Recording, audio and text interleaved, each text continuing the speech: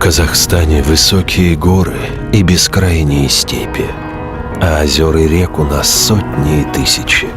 И с каждой рекой, с каждым озером, с каждым камнем в степи связана легенда, которую наш народ передает из уст в уста. Это легенды о мужестве и настоящей дружбе, о великой мудрости и вечной любви. Эти легенды — душа нашего народа. Одна из них — это легенда Айша-Биби и хана Карахана. История большой любви и долгого одиночества. История о прекрасном чувстве, которое преодолевает любые преграды. История благородной преданности, которая не знает границ. История, навеки отпечатанная в камне и сохранившаяся в сердцах людей.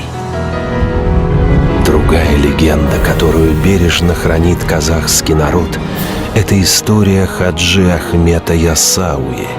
История жизни, которая прошла в служении людям.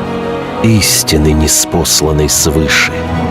Мавзолей Хаджи Ахмета Яссауи навсегда сохранит тепло сердец строителей, которые передали каждый кирпич из рук в руки от Саурана, где родился учитель, до самого Туркестана, где закончилась его земная жизнь.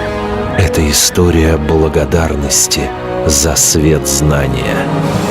Нашим легендам сотни лет, но они по-прежнему живы.